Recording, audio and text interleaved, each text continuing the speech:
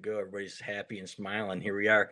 Welcome back to another edition of the Wolverine.com podcast. I'm Chris Balas, and with me, the two Dougs. One's a good golfer, one's not. They both have about the same amount of hair. One is really accomplished. The other one is a radio show host. So, Doug. Why am I here? I know. This is why. This is exactly why. I'm trying to get you back for all those insults and all the times you wrote on my placard. The reason I like playing golf with Chris is to feel better about myself. Exactly. I don't blame you. So, yeah, Skene would be able to tell you some stories. So let's not go there. Throwing darts, man. He's like putting for birdie every hole. You and I are scrambling over there in the trees, taking another drop. Exactly. And the craziest part is you guys, neither one of you improve your lie. So I always feel a little bit guilty, So just a little bit. So, all right, guys, I want to talk some Michigan football here with the two Dougs. First, though, Karsch, I want you to. Do you remember anything about Doug Skene's playing career at Michigan? I remember like him lifting up Desmond Howard after the catch and stuff like that. Do you remember those lines, and what do you remember about Doug Skene on them? I remember one thing about that era, and then Skene actually explained it, which is hilarious. I was always amazed at the offensive linemen sprinting to the end zone when touchdowns were scored. And then later, Skene explained that you guys raced because you knew. Well, you tell the story. Well, you're definitely on the track there. We would race to the end zone. It was me and Everett Kakuzo and Trezell and Doherty there last year. We would race to the end zone because whoever got there first had the best chance to get on television, man. That was you wanted to be on the highlight that night. So your best chance to get some serious screen time was to get there and celebrate with Desmond or DA or whoever it was. Elvis, didn't matter, whoever it was in the end zone. We wanted to be the first one there. Yeah, and boy, that was quite the race, wasn't it, Karsch? You got these guys running down there. It wasn't chariots of fire. Let's put it that way. So, well, what was the most famous race you won, Doug? Like, which touchdown did you make it on the screen first? Oh, that's a great question. The one that I get the most cheap press for is the Desmond catch against Notre Dame. Every year we ever play them, that camera angle that they always show it from, you see the whole back of my jersey and everything, and my phone blows up every year. So although I wasn't first to the end zone on that, I was at the bottom of the pile and watching that ball go over my head. But that would be the one that I get the most press on. The rest of them, there was a block against Northwestern that year that no one remembers that was pretty memorable for me. And there were some others, but the most famous, obviously, is the Desmond catch. What are you thinking when that ball's in the air, man, and you're on the ground and you're watching it? You thought he overthrew it, right? No, I saw it incomplete. This is an incomplete. Notre Dame's going to get this football, and then there was the blur of air of blue, maize and blue color, and Desmond went and made that catch. I can tell you, myself and Everett and those guys that were in Joe that were in the middle of that offensive line, we were just as freaked out that he actually caught that as everyone else in the stadium that day. We're like, how did that just happen? Oh my God! Yeah, Karsch, you were at that game. Yes, I was. Section 17, row 80, seat 30 or 31. And you had your Rick Leach hair going back then, right? Yeah. I said back then, not now. Buddy. Back then. Yeah. I have to tell him, by the way, that I'm bald because he can't see up that high. And here we go. All right, people don't want to hear this. All right, let's talk about this Michigan State game, Doug. And I wanted to know, listened a little bit the last couple of days, but what's been the reaction to this Michigan loss, and how many people down on Jim Harbaugh? A lot of people say it's a coaching loss, and boy, there were certainly some things that were left to be desired out there on Saturday. Well, most of the people that are compelled to pick up their phones and call are calling because they want changes. Throughout the years, there are games in which I refer to them personally as referendum losses. When you lose this game, it's indicative of a change being made, needing to be made. After last year's loss to Michigan State, I felt like that for Michigan might be a referendum loss, that there's something fundamentally wrong. And I think you can argue that many of the changes on the defensive side came because of that loss. I don't know that to be a fact. That's just my speculation. I don't think people sit down and spend a whole lot of time deciding like weighing the positives and minuses of any coach or any coaching staff. I think it is an emotional reaction you have, and you either are wired to think that's the straw that broke the camel's back, or this is a culmination of events and I can't take it anymore and they need to make a change, or you are just wired to think, well, at this particular snapshot of time, Notre Dame, Texas, USC, UCLA, Clemson, Florida State, Miami, even Oklahoma might want to change resumes with Michigan right now. So what are we really talking about here? I tend to fall in the latter of those arguments. For me, it's more about, do I think there is malpractice going on at the coaching level that would warrant a change, or do I think they've got a chance? And it's hard to argue. I don't see any malpractice. It's hard to argue that they have a chance because we've seen it under Harbaugh. I've seen him finish strong. But you know, Chris and Doug, I don't know how much you've seen, but he's way more engaged, Jim is, than he was a year ago. And I think this new staff, some of these guys at least deserve an opportunity to take on a loss and try and finish. Yeah, and you talk about finishing strong. Now, he hasn't finished strong if you talk about Ohio State, and that's going to be a sore spot with Doug Skene. I remember Skene, some of your teammates telling me about Chad Henne and Mike Hart when they were at reunions. I can't help but look at those guys and think about Ofer, and that being 0 for 4 against Ohio State. Fair or not, because Chad Henne was hurt in some of those games and Mike Hart was hurt in some of those games. But your expectation for the position thing is always there, right? No matter who's playing. So, but times have changed here where you are looking at the biggest of the big dog now is Ohio State. And I'm not saying they weren't back then, Skene, but you're talking about 3 or 4 elite programs that have really raised the bar for all of college football. So, to you, I'm going to guess. I'm going to guess I know the answer. You can't have a great season. Is that fair if you lose to Michigan State? But what if they were to run the table and get to that Big Ten championship game and win the Big Ten? Well, in the purest sense, no, you couldn't call it great, but that'd be pretty doggone close. And some might argue with me and say it's great. I got to tell you, there's nothing that us former players want more is for these guys on this year's team and all the ones before it and all the ones that'll come after it to get one of these rings that you see behind me on this wall. Those aren't bowl rings, right? Those are Big Ten championship rings. And we desperately want these guys to feel the same thing we did. We want them to have that same success. And this feeling is annual. It's the same. And yet every one of us that went through it and accomplished the goal of beating all your rivals and winning the Big Ten outright, that doesn't change. We want that every year for these guys. And this year's no different. This team had a terrible loss in a gut-wrenching way against a rival, right? But this team is still in it. And I think a lot of credit has to be given to Jim Harbaugh. Like Karsch just said, this head coach is clearly more engaged. You can tell he enjoys this team. He enjoys the players on this team. These guys enjoy playing with each other. They play hard for each other. They play hard for their coaches. Saturday, there was some problems. There was some problems in some key moments. Obviously, we can go back and break those down, but we don't need to. The good news is that this team does look different. The concerning news is that in recent years, Michigan football has not been able to go into November and win the toughest of games and have their best players play their best games in the biggest of moments. And I don't mean picking it up in the second half after a short start against Penn State a couple of years ago when we came back and made it close and Ronnie Bell had a disappointing loss. I mean, from the beginning to the end of a game, Michigan's best plays their best, and that's what we desperately want to see. Yeah, and I guess we can consider that a November game, even though it was 2 days short, because it's one of the big ones at the end of the year, and it gives you some breathing room, right, Doug? If you win this game, you could still go into Penn State and lose and have a chance against Ohio State to win a championship. But what I was going to ask you, Karsch, is you're on the sidelines there and the calls are going against them. And those kids said on Monday, they don't expect to get those calls there or on the road. And frankly, that's kind of been a theme of the Jim Harbaugh era. And I'm not making excuses for him. I think it's pretty obvious at this point that I don't know if he's not well liked or just doesn't get the breaks, whatever it is. He's not getting the bounces. But to me, what's the reaction after that for example.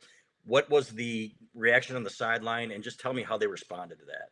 Well, there wasn't much of a reaction because they didn't have access to the replay. I mean, I think one of the reasons you didn't hear from Jim Harbaugh, actually, I didn't hear his post game. Chris, did he say anything about that call during the post game? Because I was doing. He didn't talk much, but he said, and then again on Monday he said it was clear that it was right that it shouldn't have been overturned. That's why I asked. I knew he said it Monday when he had a chance to see it. The game, when you're in it, you really don't. They don't have time. The in-house cameras don't always match up with the TV cameras.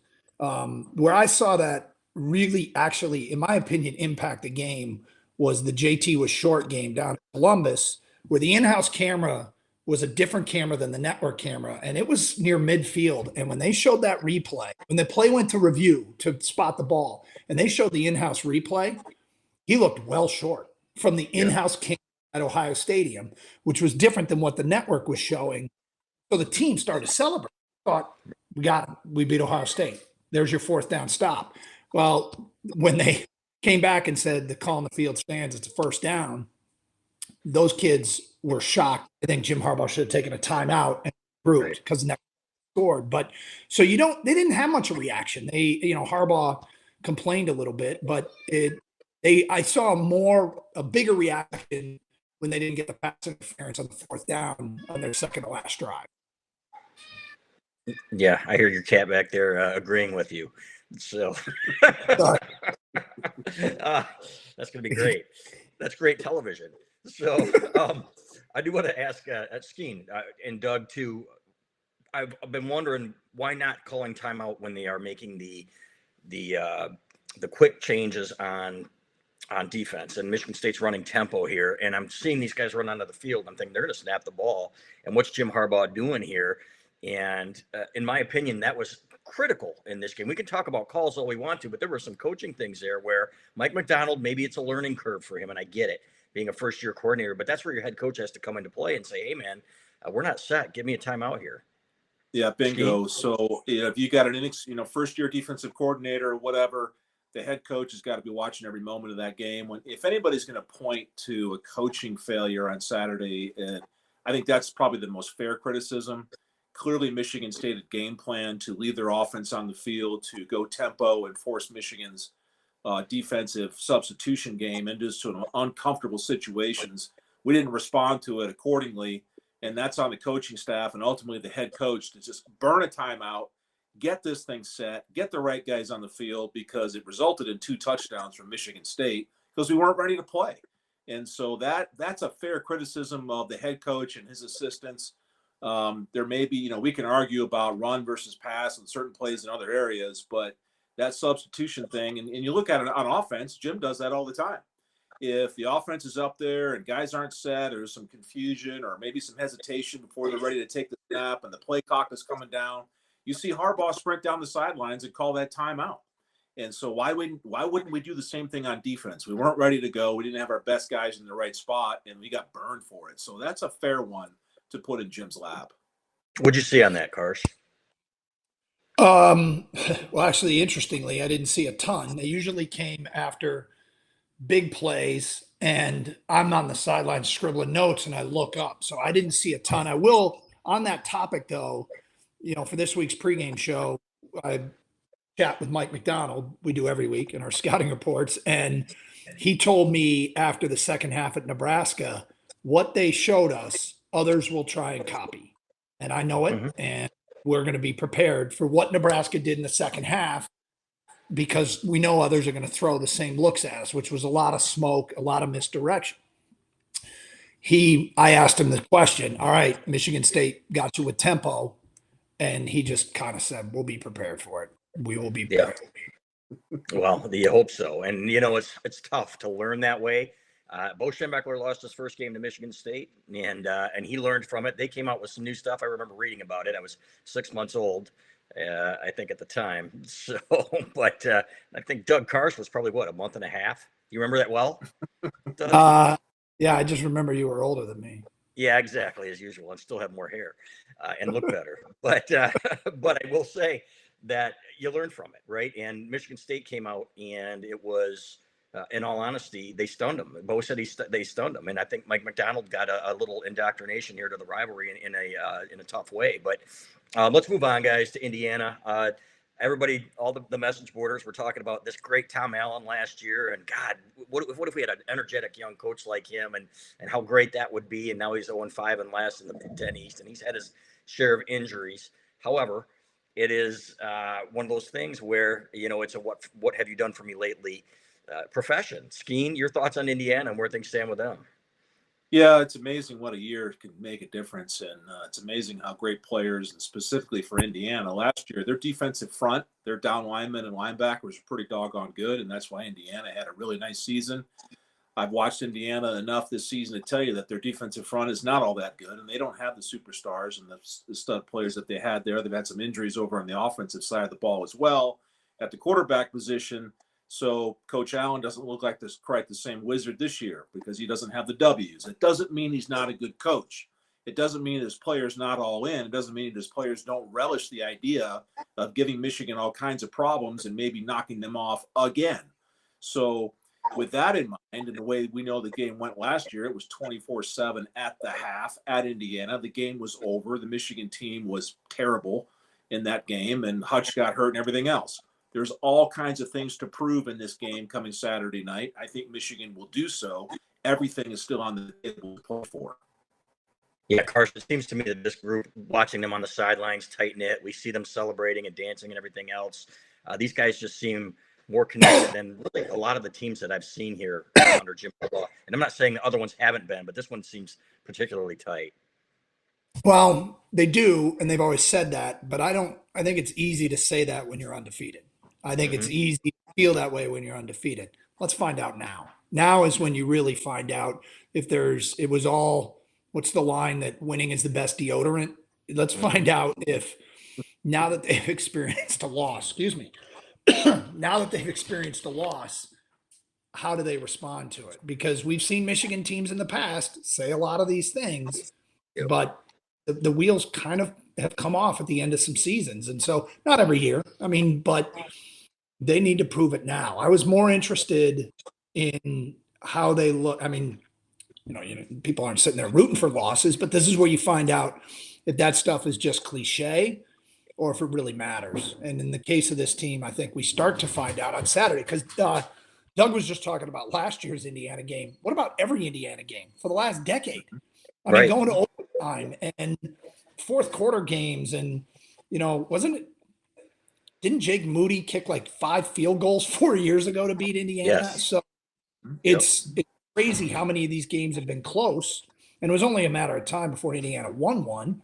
And now, Indiana's struggling, but it's just par for the course at Michigan. Some teams play other teams tough, and Indiana plays Michigan tough. Yeah. Am I crazy to think that the jury's still out on Cade McNamara? And I'm going to say this: Michigan State, people don't really realize how bad they are pass defense wise, right? And maybe it's just one of those games that really lined up for him. I'm not taking anything away from what he accomplished, because in that environment, what he did and standing in there, Skene, you and I looked at it on the In the Trenches segment, how many shots he took, and he stood in the pocket here. But that's really a piss poor pass defensive team. You look at Indiana and what they accomplished against Michigan State, solid defensively. Maryland picked them apart, but still, are we still? I think it's too early to say Cade McNamara has turned the corner. Is that fair, Karsch? Well, I've been impressed with him all year. I think I'm probably a little bit further along maybe than you are. He took a beating and delivered some throws in the intermediate pass game.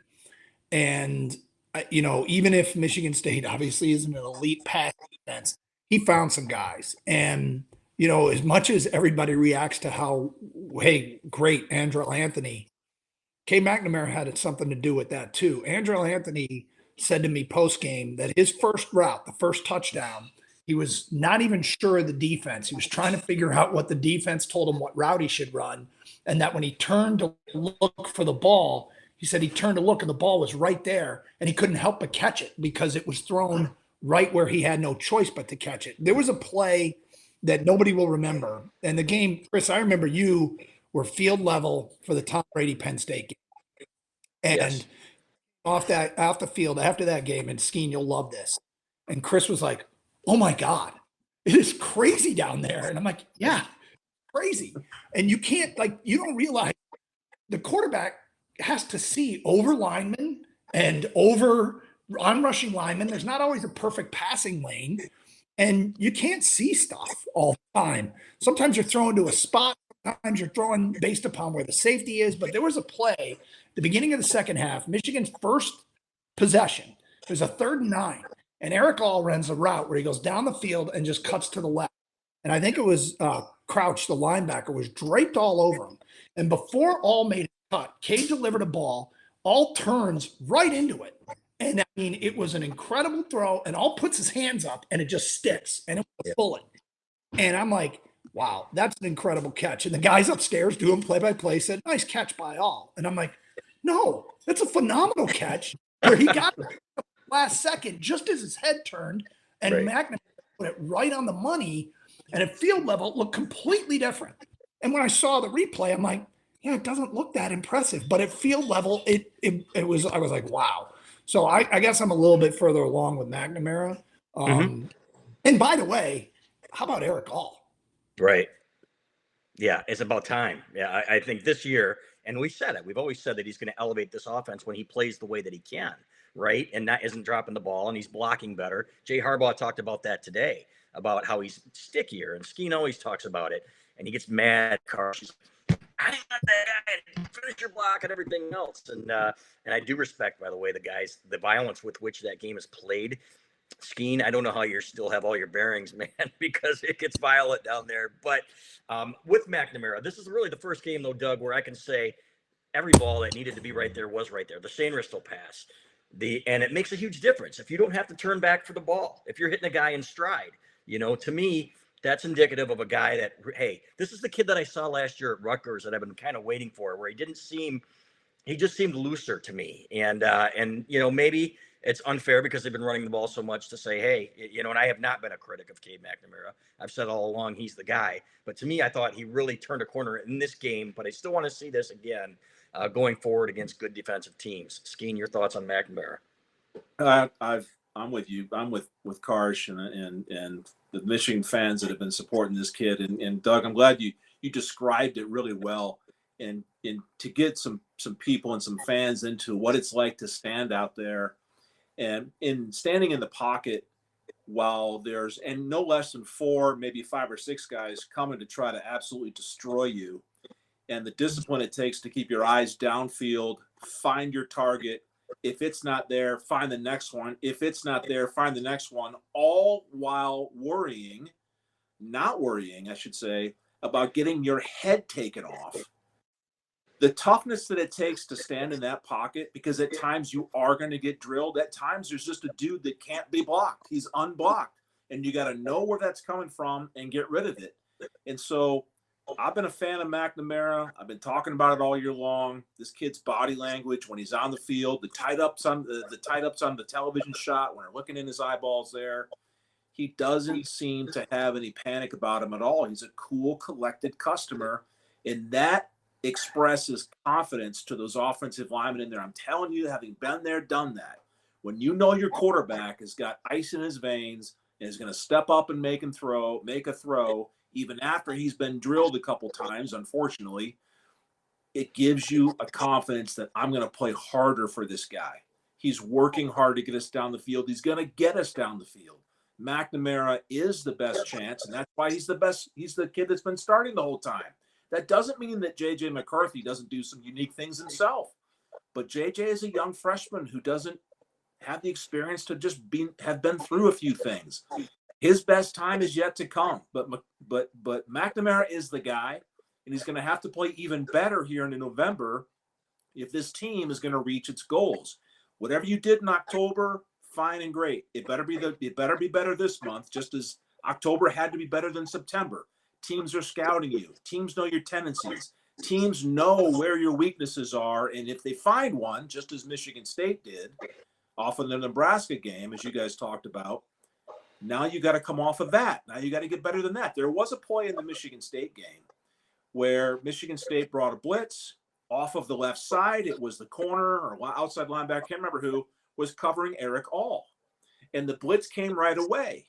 And Eric All wasn't turning back. And McNamara was standing in there waiting and waiting and waiting for someone to turn their head and look for the ball. And eventually he had to get rid of it. And he took the shot. So those tiny little things here in November, we got to learn to get better at that so that when the next time the blitz comes from the left, you throw right at it because the receiver out there, in that case, All turns his head, finds the ball, and then big-ass Eric All, who's a super strong athletic kid, can get that ball and go for a first down or more. These are the kind of little things that Michigan's got to do better, and Cade McNamara has shown that he can get better doing it. I think he's going to continue to do it. I like watching McNamara play because he reminds me of some of my most favorite quarterbacks that I blocked for. Yeah, and people will forget that he's a first-year starter, okay? He started 2 games last year. This is the first game that he started and finished and lost at Michigan, going back to last year. So the guy's got some moxie, and he had ice packs all over his body. I heard Doug after the game, and took it pretty hard, but I love his leadership. Real quick, guys, how do you think this team's going to finish? And we put up a poll at the Wolverine.com today. By the way, we're on 3 now. $1 to sign up at the Wolverine.com for an entire year. We've got insiders like the Dougs, the 2 Dougs here that join us consistently. It's been great, the transition. We've had thousands of people make the move already. But Karsch, I predicted 9-3. I don't know that they're going to win at Penn State. I think they have a chance to do that. I think they take care of business against Indiana and Maryland, but I don't see them beating Ohio State this year. Your thoughts on how this team's going to finish? That's a really tough one. Yeah. Because Ohio State, I think the gap is closer than it's been, but I'm not quite sure how close. And, you got to remember that you've got 3 teams atop the Big Ten East that are still kind of all battling for the same thing. And, they're fully aware that the Wolverines know they need a little bit of help to win the East. But, you sit down and you look at schedules and everybody at the top of the playoff standing, and you realize it's not that impossible to envision a scenario in which Michigan works its way back into the playoff picture. And the respect, the committee clearly loves the Big Ten. The committee watches the game, and I have a feeling that they were watching Michigan State game and just decided whoever wins this game is going vaulted right into a playoff spot, and whoever loses isn't going to drop much, because it was that kind of football game. And that's probably the hard thing, I would imagine, for Michigan fans to wrap their head around. But that's in their eyes, and emotionally, I know a lot of fans, rivalry games, it's a devastating loss. And I know Doug Skene will never accept it, but in the big picture on our playoff resume, it wasn't a devastating.